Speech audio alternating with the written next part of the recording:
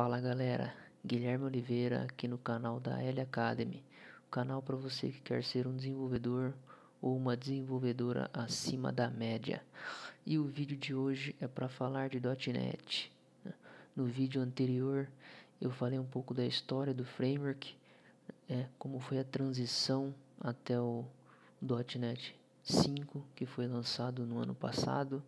E logo depois desse vídeo a Microsoft anunciou o .NET 6 junto com o C Sharp 10 e o Visual Studio 2022. Então, bora pro vídeo para saber um pouquinho mais desses lançamentos.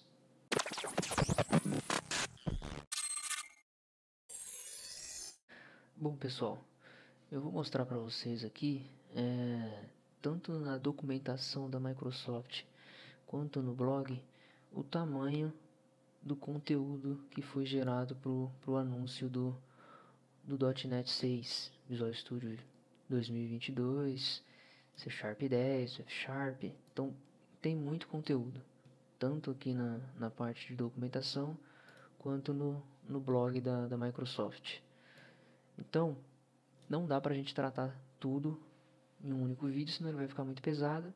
E aí, pensando nisso, eu separei alguns tópicos para a gente falar no vídeo de hoje, que são tópicos bem legais. E dessa forma a gente deixa o vídeo mais curto e aborda os outros temas nos próximos vídeos, tá?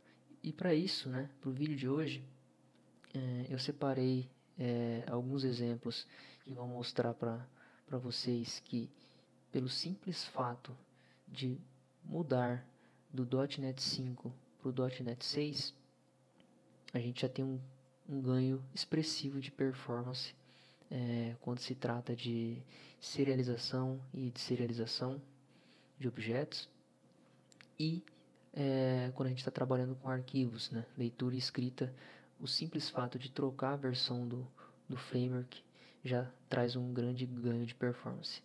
Além disso, eu vou falar um pouquinho sobre o Hot Reload, que é uma nova feature que veio com o .NET 6 e o Visual Studio 2022, e alguns detalhes sobre o C Sharp 10, o que chegou de novidade com o C Sharp 10. E para falar de performance, eu vou pegar dois exemplos que está no próprio blog da Microsoft, que são exemplos que com certeza se encaixam no nosso dia a dia de desenvolvedor, Então, a gente trabalha com arquivos no dia a dia, leitura e escrita, e a gente trabalha com APIs, E geralmente as APIs elas conversam através de arquivos JSON, Então, no primeiro exemplo que a Microsoft deixou aqui no anúncio, é um arquivo, a escrita de um arquivo de 100 megas. E aí ela mostra aqui no benchmark que com o .NET 5, para executar esse código, ela demora 1.300 milissegundos aproximadamente, e ela tem uma alocação de memória de quase 4.000 KB. E aí o simples fato de trocar o runtime desse projeto para o .NET 6, o tempo de execução cai para 306 milissegundos e uma alocação de 3 KB. Então, a gente tem um ganho muito grande só de mudar a versão do framework. A gente não precisa reescrever uma linha de código para ganhar bastante em performance. E no outro exemplo que tem aqui no blog também, a parte do system.text.json, Comentei que a gente trabalha muito com APIs, as APIs usam JSON para se comunicar, então automaticamente a gente precisa serializar e deserializar o tempo inteiro, transformar um objeto em JSON e pegar um JSON e transformar num objeto, e para isso a gente precisa de uma API, A gente pode usar o NewtonSoft, que já é uma biblioteca que não está no framework, ela é um pacote separado que a gente adiciona no projeto e ela faz isso para a gente. A Microsoft desenvolveu seu próprio pacote, o system.text.json já está no .NET, Ele já estava lá no .NET 5, mas a Microsoft evoluiu esse cara e mostra aqui nesse benchmark que também com a troca aqui do runtime, a gente consegue ganhar, por exemplo, aqui em números de requisições por segundo, né? Então no .NET 5 a gente rodaria 243 mil requisições em um segundo. Quando a gente vai para o .NET 6, a gente pula para 260 mil requisições, né? Quase 261 mil requisições.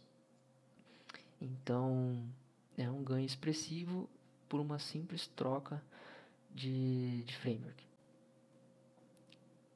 Agora falando um pouquinho do C Sharp 10, o que chegou de novo? O que tem de novidade, né? A gente tem novos templates dentro do .NET 6 e do C Sharp 10 que simplifica alguns tipos de projeto, né? Eu vou mostrar para vocês depois como fica um console criado com o .NET 6 e o C Sharp 10. A API muda bastante também, então são novas formas de se criar um projeto, né? Uma maneira mais enxuta ali de criar um console, de criar uma API. A gente tem aqui os Global Using, né? A Directive Using, ela está presente em todas as classes do nosso projeto, e com Global Using a gente simplifica isso também. Então a gente pode criar um arquivo, uma classe separada e colocar todos os usings que a gente quer que sejam globais, né? Eles vão servir para a aplicação como um todo. Ou a gente tem a opção também aqui do Implicit Using. Quando a gente habilita esse cara, o compilador vai fazer isso para a gente por trás dos panos, né? Então, se a minha classe está fazendo referência para alguma API do .NET e a minha classe não tem o using específico para essa classe, para essa referência, o compilador vai adicionar isso implicitamente na hora da compilação do código, né?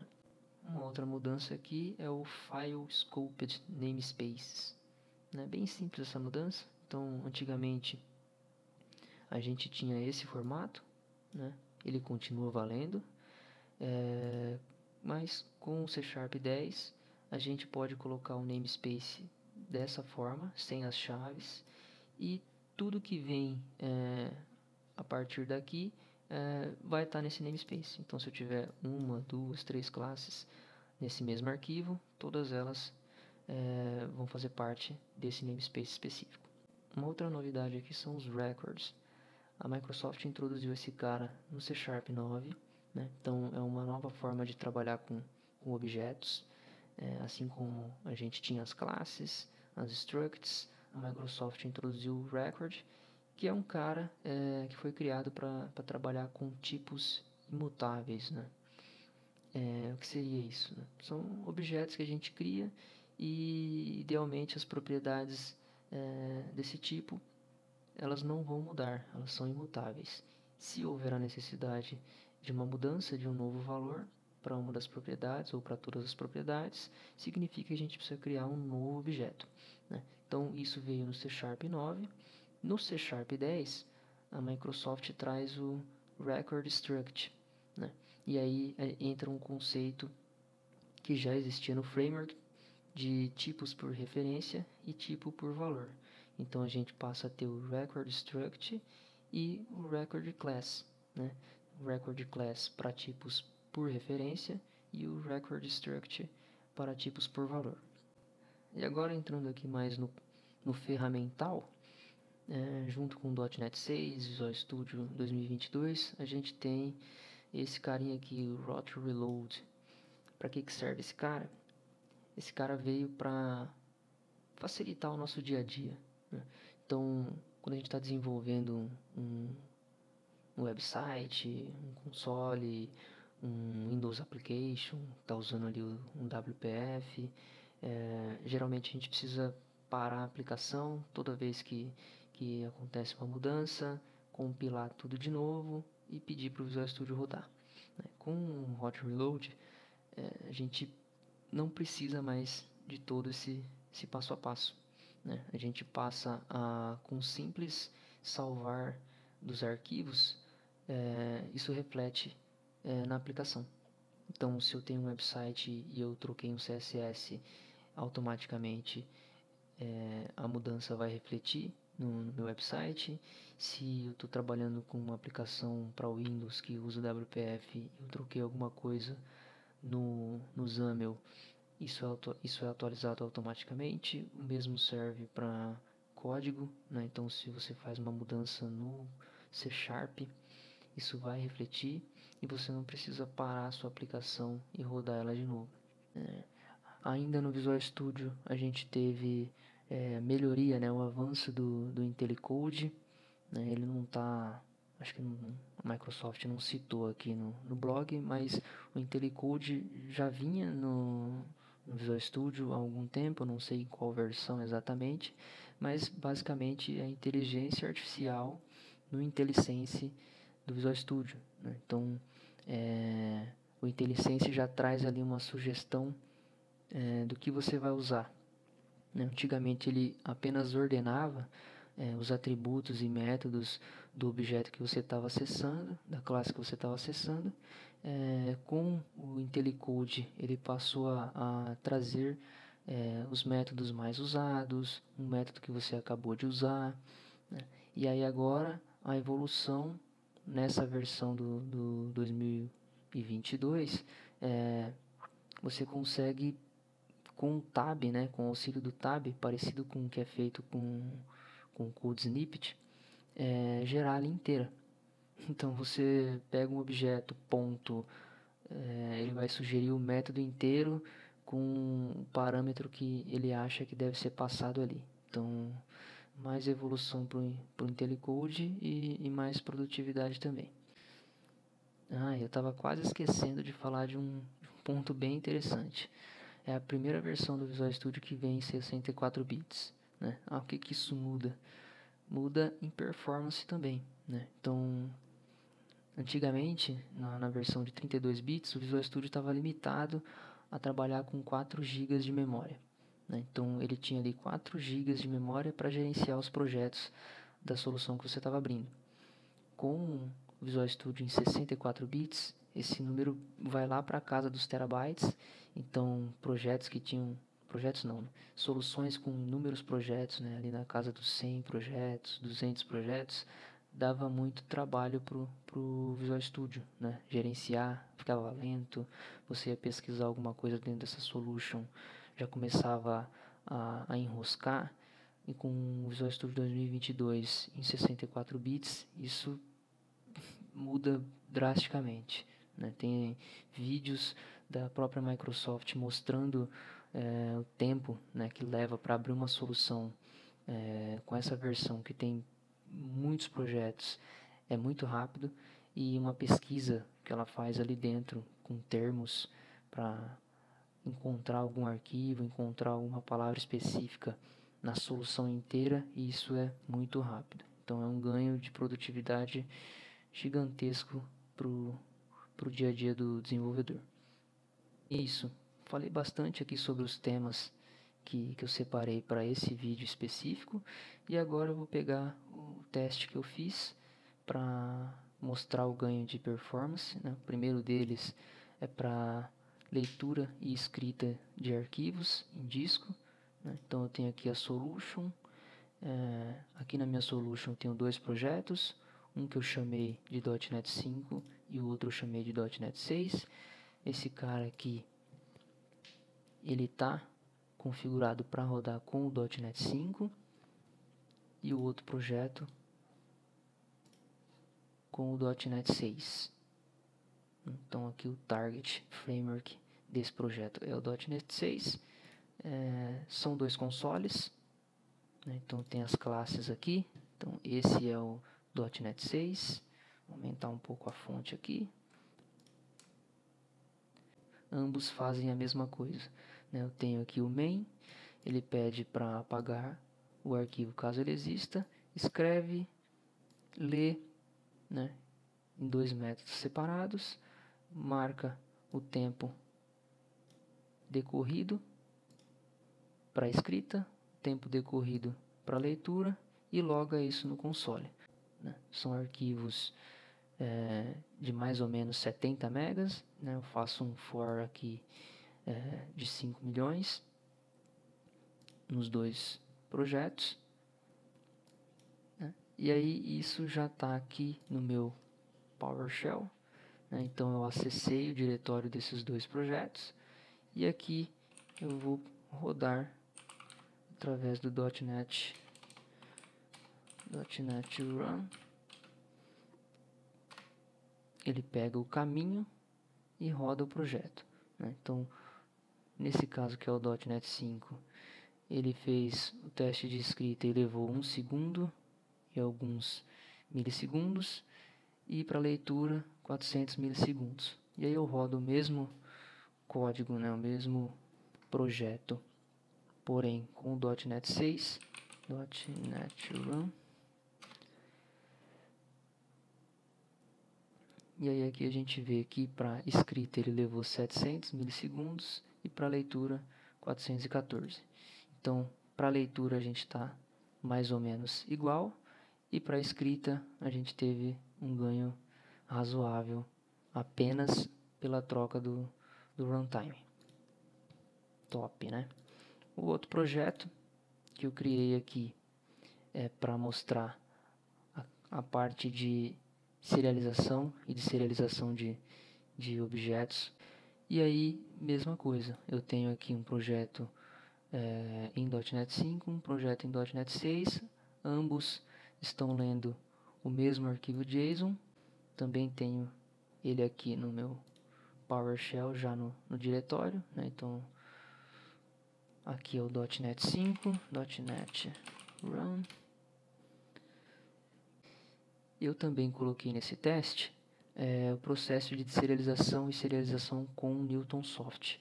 Aqui eu coloquei para mostrar para vocês a diferença de usar a API do .NET para fazer esse processamento e usando a API externa, que é o Newtonsoft. Então, a gente vê aqui no .NET 5 que já tinha um ganho em usar a API nativa do .NET. E aí, quando a gente vai para o .NET 6 e roda esse mesmo código, o processo de deserialização é um pouco mais rápido, serialização bem mais rápido, né? Então, aqui no .NET 5 a gente tinha 23 milissegundos para serializar, no .NET 6 foi para 7. E quando a gente olha para o Newtonsoft, a gente tem aqui um ganho bem expressivo também para serializar o objeto e um ganho expressivo também para serialização. Então, se a gente tem um projeto em .NET 5 que já usava a API nativa do .NET, a simples troca de versão já vai dar um ganho muito bacana. E se a gente fala da troca de API, né? Então, se a gente tira o Newtonsoft e passa a usar o system.text.json, que é a API do .NET, a gente tem um ganho ainda maior. Obviamente, isso tem que ser testado, né, para garantir que tudo está funcionando como antes, mas é algo que vale a pena, né? E aí, só para detalhar o teste que foi feito, né? Então, quando eu falo de Newtonsoft, é usar as classes desse pacote do Newtonsoft, né? Então, eu vim aqui, adicionei uma referência externa para o meu projeto e nesse método específico eu uso essa biblioteca para deserializar, e quando eu quero serializar eu uso essa biblioteca.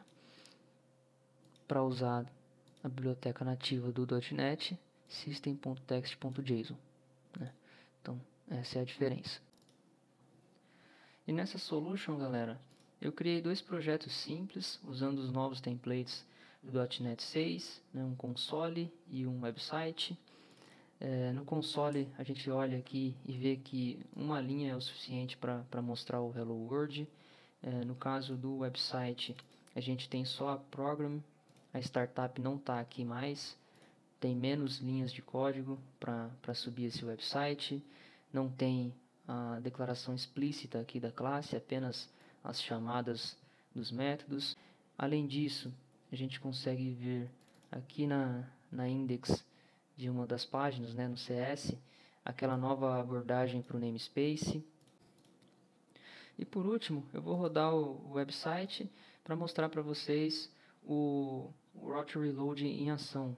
Então vou setar esse projeto como startup, vou rodar ele aqui, ele vai subir o navegador. Eu vou dividir a minha tela entre o site e o Visual Studio. E aí vou mostrar para vocês aqui que qualquer alteração de HTML é o suficiente para atualizar automaticamente a minha tela, né, a minha aplicação que está rodando. Então eu vou abrir o HTML dessa página, vou trocar o título aqui para homepage, vou salvar e a gente vai ver que automaticamente ele vai atualizar o browser e o título da página. Se eu troco o conteúdo aqui, ele também atualiza. Então isso serve para HTML, serve para CSS, serve para código C#. Então se a gente troca alguma coisa no código C#, ele também vai disparar a atualização para a tela. Então isso dá um ganho bacana no nosso dia a dia, né? Produtividade, a gente não precisa parar a aplicação e rodar novamente para ver a atualização acontecendo. A gente consegue ver o Route Reload em ação através do CLI do .NET. Então se a gente abre aqui o PowerShell para rodar o projeto através do CLI, a gente tem uma forma de ver o Route Reload funcionando também. Então eu vou acessar aqui o caminho do meu projeto, console, no meu PowerShell, e vou rodar o projeto através da linha de comando. Então .NET, a diferença é que eu coloco watch, run, e ele roda o meu projeto e exibe a mensagem Hello World. Se eu venho aqui no Visual Studio e troco o conteúdo da mensagem e salvo, ele builda novamente a aplicação sozinho e passa a exibir esse novo conteúdo. Então é isso, galera, espero que vocês tenham gostado do vídeo de hoje. Eu vou deixar na descrição do vídeo o link para o GitHub para vocês baixarem o código e rodar na máquina de vocês. Vou deixar também o link do anúncio da Microsoft, né? Lá tem a descrição, tem o detalhe de tudo que envolve esse lançamento. Aproveita para dar uma lida e deixa aqui nos comentários sobre qual tema você gostaria de saber um pouco mais. Meu muito obrigado e até o próximo vídeo.